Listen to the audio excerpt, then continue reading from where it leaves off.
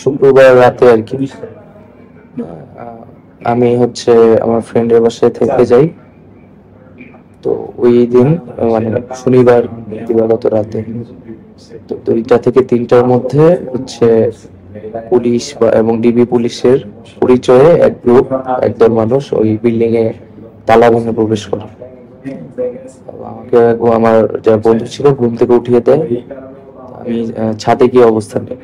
তো তারা কয়েকজন ছাদে আসে, তো এসে আমার নাম পরিচয় জিজ্ঞেস করে পরে আমাকে কয়েকজন মিলে জোর করে নিচে নামিয়ে নিয়ে যায় আর কি।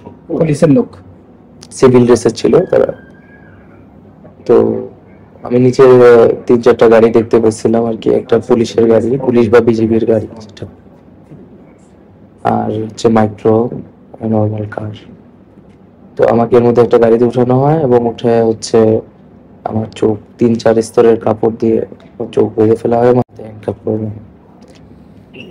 এবং 30 থেকে 40 মিনিটের মতো গাড়িটা চলছিল এবং পরে গাড়ি থেকে নামায় আমাকে একটা রুমে নেওয়া হইলো আর কি। এবং পুরো সময় আমার চোখ বাঁধা ছিল এবং হচ্ছে কিছু প্রাথমিক জিজ্ঞাসাবাদ শুরু করলো আন্দোলন সম্পর্কিত।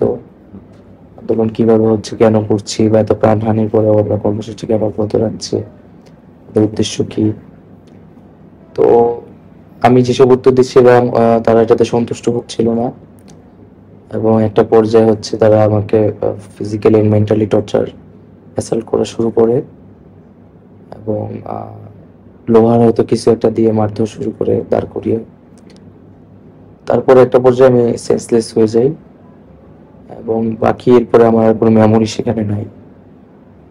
তো এরপরে আমি হচ্ছে আজকে ভোর 4টা থেকে 5টার সময়, এই সময়টায় আমি পূর্বাঞ্চল এলাকার জলসিঁড়ি বা ওই সাইডটায় আমি একটা ব্রিজের নিচে পাশে আমি নিজের সেন্স ফিরে পাই আর কি। তো ওখান থেকে পরে আমি সাইনবোর্ড দেখে বুঝলাম এটা ওই এলাকা, পূর্বাঞ্চল এলাকা, এবং শেখ হাসিনা সরণি একটা রাস্তা দিয়ে কিছু দূর আগে আমি একটা সিএনজি নিয়ে আমার বাসায় চলে আসি। 24 ঘন্টার মতো আর কি সেখানে ছিলাম এবং এর মধ্যে আমার পরিবার ডিবি অফিস এবং সিআইডি অফিস এবং বিভিন্ন থানায় রাজধানীর খোঁজ নিয়েছেন, বাট কেউই স্বীকার করে নাই যে আমাকে গ্রেফতার করা হয়েছে কিনা, এরকম কোনো স্বীকারোক্তি আসেনি। তো হয়তো আমাকে গুম করার একটা চেষ্টা করা হয়েছিল আমি যাতে আন্দোলনের নেতৃত্ব বা নির্দেশনা দিতে না পারি, বা এই সময়টায় আমাকে পুরো সিনারিও থেকে বাইরে রাখার জন্যই এটা পরিকল্পিতভাবে করা হয়েছিল। রাষ্ট্রীয় কোনো বাহিনী করেছিল আমার কাছে মনে হচ্ছে। এবং আপনি বাসায় ফিরেছেন কিভাবে? সিএনজিতে করে? সিএনজিতে করে।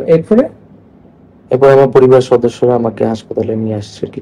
এখন ফিজিক্যাল কন্ডিশন কেমন মনে হচ্ছে আপনার? আমার ওই জায়গাগুলোতে ব্যথা আছে এবং রক্ত এখনো জমাট হয়ে আছে, এটা হয়তো একটু সময় লাগবে ঠিক হইতে। কটার দিকে এসেছেন হাসপাতালে? 12টার দিকে। মেন্টালিও আমার একটা ধরনের ট্রমার ভিতরে আমি আছি এবং হচ্ছে পরবর্তীতে হয়তো নানামুখী চাপের কারণে তারা আমাকে ছেড়ে দিয়েছে। তো এখন এর মধ্যে তো আপনার সাথে এটা হলো, এর মধ্যে তো আজকে রায়ও দিয়ে দিয়েছে। হ্যাঁ, আমি টেলিভিশনে দেখেছি 7% কোটা এবং 93% মেধা। এটা আমার কাছে এখন স্পষ্ট না এটা আসলে কোন গ্রেড পর্যন্ত, আমি ইনফরমেশনটা পাইনি। আদালতে বিচারাধীন ছিল প্রথম ও দ্বিতীয় শ্রেণী পর্যন্ত। তো আমাদের দাবিটা ছিল সকল গ্রেডে 20তম গ্রেড পর্যন্তই, এবং এটা হচ্ছে আমরা বলেছিলাম নির্বাহী বিভাগ এবং পরবর্তীতে আইন বিভাগের কথা বলেছিলাম এটা চূড়ান্ত করার জন্য। আদালতের জায়গা থেকে আদালত এটা রূপরেখা দিয়েছে, সুপারিশ সাজেশন দিয়েছে। সরকারের কাছে চূড়ান্ত একটা সরকার ওটা বাড়াবে বা কমাবে কিনা।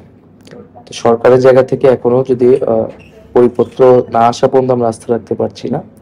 টিভিতে দেখেছি মঙ্গলবারের মধ্যে এটা হয়তো একটা পরিপত্র সরকার জারি করবে। তো সেটা যদি সকল গ্রেডে হয় তাহলে এই সিদ্ধান্তটাকে আমি ইতিবাচক মনে করি। তবে সরকার অনেক জল ঘোলা করে, অনেক দায়িত্বহীন আচরণ করে, অনেক ক্ষয়ক্ষতি এবং রক্তাক্ত পরিস্থিতির পরে এই সিদ্ধান্তটা, বা আদালতও এই সিদ্ধান্তটা এসে পৌঁছেছে সময় অনেক দেরি করে। এর ফলে আসলে অনেক হতাহতের ঘটনা ঘটেছে শিক্ষার্থী এবং নাগরিক জীবন এবং আমাদের জাতীয় জীবন অনেক ক্ষতি হচ্ছে।